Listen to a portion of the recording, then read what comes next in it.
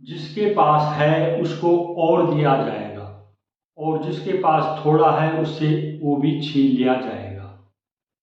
बच्चों, इस समय तुम्हारा ज्ञान अर्जन करने का समय है, शक्तियों को बढ़ाने का समय है। तो इस अवसर का लाभ उठाओ और अपने अंदर शक्तियाँ अर्जित करते रहो। जितनी तुम शक्तियाँ अर्जित करोगे, जब संसार में जाओगे, यदि तुम्हारे पास ज़्यादा होगा तो तुम्हें और ज़्यादा मिलता जाएगा। यदि तुम्हारे पास कम होगा तो तुमसे वह भी छीन लिया जाएगा। इसलिए इस अवसर का लाभ उठाते रहो, मेहनत करते रहो और पढ़ते रहो। प्रश्नावली 8.1। प्रश्न 5। यदि सेक थीटा बराबर 13/12 तो अन्य त्रिकोणमितीय अनुपात ज्ञात कीजिए। सेक थीटा बराबर कर्ण बटे आधार, सेक थीटा बराबर 13/12, ए सी का स्क्वायर बराबर ए बी का whole square plus B C का होल स्क्वायर। 13 के स्क्वायर बराबर ए बी का स्क्वायर प्लस 12 का स्क्वायर। 13 का स्क्वायर 169, ए बी का स्क्वायर प्लस 12 का स्क्वायर 144। ए बी का स्क्वायर बराबर क्या हो जाएगा, 144, 169 में से 144 घटा दिया, आया 25। ए बी स्क्वायर बराबर 25, ए बी बराबर 25 का वर्गमूल 25 का वर्गमूल कितना होता है, 5। ए बी बराबर 5, तो लंब हो गया, ये लंब हो गया 5,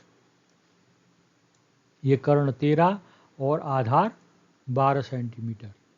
ठीक है, तो अब साइन थीटा बराबर क्या होता है, लंब बटे कर्ण, साइन थीटा बराबर 5/13, कॉस थीटा बराबर आधार बटे कर्ण 12/13, टेन थीटा बराबर लंब बटे आधार 5/12, कॉट थीटा बराबर आधार बटे लंब 12/5, कोशक थीटा बराबर कर्ण बटे लंब, कर्ण बटे लंब 13/5।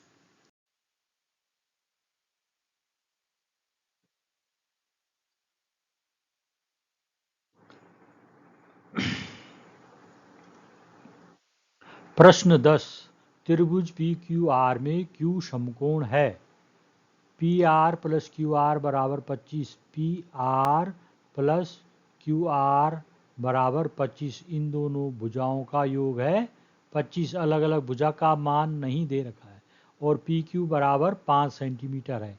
साइन पी, कॉस पी और टेन पी के मान ज्ञात कीजिए। हल होगा P Q square plus Q R square बराबर पी आर स्क्वायर, माने कर्ण का वर्ग बराबर लंब का वर्ग धन आधार का वर्ग। ये रख दिया पी क्यू बराबर 5 का स्क्वायर धन क्यू आर बराबर, नहीं मान दे रखा है, क्यू आर स्क्वायर ही लिखना है, और पी आर का भी मान अलग से नहीं दे रखा है, इसको भी पी आर लिखना है। तो क्यू आर का स्क्वायर और ये पी आर का स्क्वायर हो गया, पक्षांतर करेंगे तो हो जाएगा P R square minus Q R का स्क्वायर। अब इसको हल करेंगे, 25 को 25 हो गया बराबर, ये स्क्वायर माइनस बी स्क्वायर है, ये क्या है, ये स्क्वायर माइनस बी स्क्वायर बराबर, फॉर्मूला क्या होता है, ए स्क्वायर माइनस बी स्क्वायर बराबर क्या होता है, एक बार इसको प्लस में लिख देते हैं ए प्लस बी, और अगली बार माइनस में लिख देते हैं ए माइनस बी। ठीक है, अब उसके बाद 25 बराबर, इसको भी एक बार प्लस में लिख दिया इन दोनों को, P R plus Q R, अगले में P R minus Q R लिख दिया इसकी तरह। 25 बराबर, अब P R plus Q R बराबर 25 दे रखा है, तो P R plus Q R की जगह 25 हो गया, अब P R minus Q R ऐसे ही रहने दो, 25 से 25 कट गया, 1 आया, P R minus Q R बराबर 1, ये समीकरण 1 हो जाएगा, और दूसरा ये है जो, ये समीकरण 2 हो जाएगा, P R plus Q R बराबर 25। समीकरण 1 व 2 को जोड़ने पर इन दोनों समीकरणों को जोड़ेंगे। पी आर और पी आर 2 बार हो गया, 2 पी आर, क्यू आर से क्यू आर कट गया, प्लस और माइनस का साइन है। अब 25 और 1 26, 2 पी आर बराबर 26, तो पी आर बराबर कितना हो गया 13। अब लिखा है समीकरण 1 और समीकरण 2 को, समीकरण 2 से समीकरण 1 को घटाने पर, यहीं पर समझ लीजिए पी आर, ये नीचे की संख्या के चिन्ह बदल जाते हैं जब घटाते हैं, लेकिन हम तो ये गलत इस तरह से नहीं बता सकते, इसको अलग ही लिखना पड़ेगा हमको। समीकरण 2 में से समीकरण 1 को घटाने पर, समीकरण 2 क्या है, ये है P R plus Q R बराबर 25 और P R minus Q R, P R minus Q R बराबर 1। इनको घटाना है, तो घटाने पर नीचे वाले की संख्या के जो चिन्ह है वो बदल जाएंगे, प्लस का माइनस, ये कट जाएगा, ये भी प्लस क्यू आर है, ये भी प्लस क्यू आर, तो 2 क्यू आर हो गया,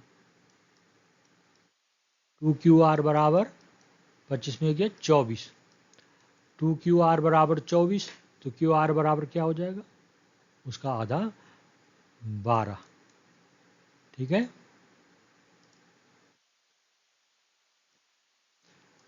अब आगे चलिए।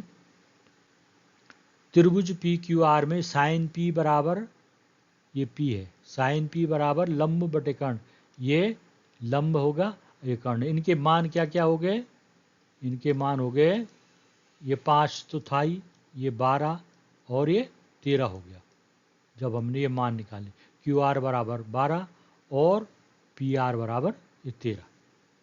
अच्छा सॉरी, ये तुम्हें दिखाई नहीं दे रहा होगा, फिर से, ये पी आर बराबर 13 और क्यू आर बराबर 12। ठीक है, अब साइन पी बराबर क्या होता है, लंब बटे कर्ण, लंब बटे कर्ण 12 बटे 13। कॉस पी बराबर आधार बटे कर्ण 5 बटे 13 और टेन पी बराबर लंब बटे आधार 12 बटे 5। प्रश्न 3, कॉस थीटा बराबर 5 बटे 13 हो तो साइन थीटा व टेन थीटा के मान ज्ञात कीजिए। कॉस थीटा बराबर आधार बटे कर्ण, 5 बटे 13 लिखा है ना, ये तो होता है आधार बटे कर्ण, आधार है 5 और कर्ण है 13।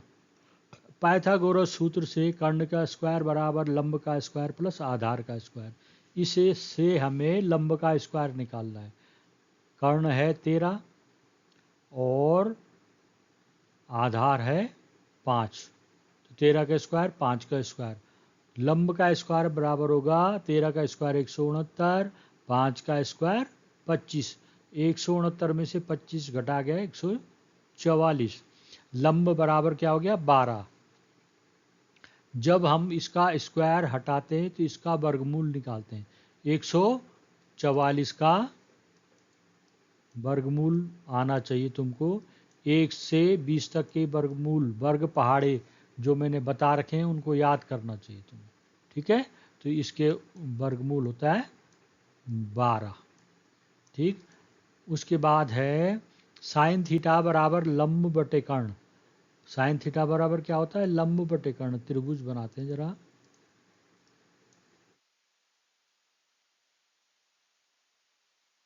ये है कर्ण, ये है लंब और ये है आधार।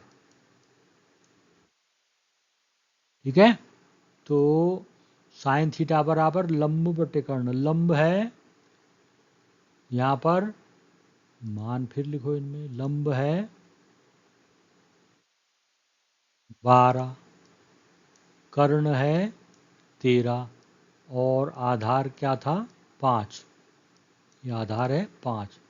अब मान रखते जाओ, साइन थीटा बराबर लंब बटे कर्ण 12 बटे 13, टेन थीटा बराबर लंब बटे आधार 12/5। ठीक है।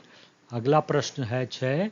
यदि कोण ए तथा कोण बी न्यून कोण हो और cos A बराबर cos B दिखाई कि कोण ए बराबर कोण बी होगा। हल, मान लिया त्रिभुज ABC में कोण C समकोण है, तब कोण ए और कोण बी न्यून कोण होंगे। इसको समझे, कोण C समकोण है और ए और बी न्यून कोण हो जाएंगे। कैसे? हम जानते हैं त्रिभुज के तीनों अंतःकोणों का योग कितना होता है? 180 अंश। जब एक कोण 90 अंश हो गया तो अन्य दो कोण क्या होंगे? अगर अन्य दो कोण में से एक कोण 90 होगा तो दूसरा तो हो ही नहीं सकता, इसलिए इसको क्या होगा, ये दोनों 90 से कम होंगे। एक अगर 70 होगा तो दूसरा 20 होगा, अगर एक 80 होगा तो दूसरा 10 होगा, उनको जोड़कर 90 होना चाहिए। इसलिए ए और कोण भी न्यून कोण होंगे। ठीक है।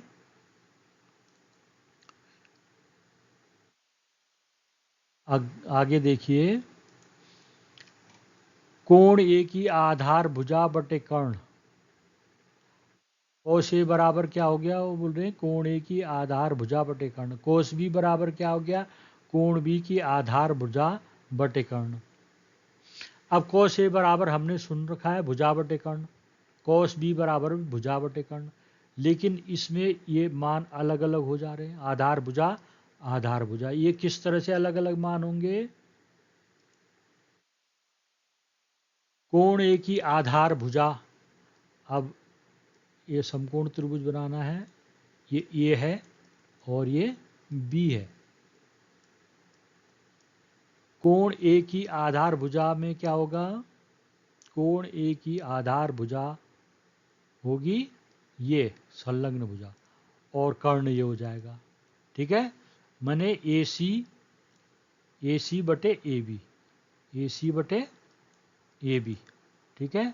कोण बी की आधार भुजा बटे कर्ण, अब कर्ण तो इधर भी है, ये भी हो गया, लेकिन कोण भी इधर है तो इसकी आधार भुजा ये होगी, इसकी आधार भुजा क्या होगी? बी सी, तो ये लिख दिया बी सी बटे ए बी। अब क्लियर हो गया होगा, कोण ए की आधार भुजा अलग है, कोण बी की आधार भुजा अलग अलग होगी। कोण बी ये है, तो इस तरह से ये क्लियर हो गया होगा। ए सी बटे ए बी बराबर बी सी बटे ए बी। त्रिभुज ए बी सी में ए सी बराबर बी सी, ए सी बराबर बी सी। त्रिभुज ए बी सी में समद्विबाहु हैं। ये क्या है? समद्विबाहु त्रिभुज कैसे हो गया? इसकी दो भुजाएं बराबर होगी, ए सी भुजा और बी सी भुजा। ये लिखा ए सी बराबर बी सी, तो दो भुजाएं बराबर हो गई। तो दो भुजाएं बराबर होगी तो उनके अंतर्गत कोण भी बराबर होंगे। इस भुजा से सम्मुख कोण और इस भुजा का सम्मुख कोण, ये दोनों कोण भी आपस में बराबर होंगे। कोण ए बराबर कोण बी।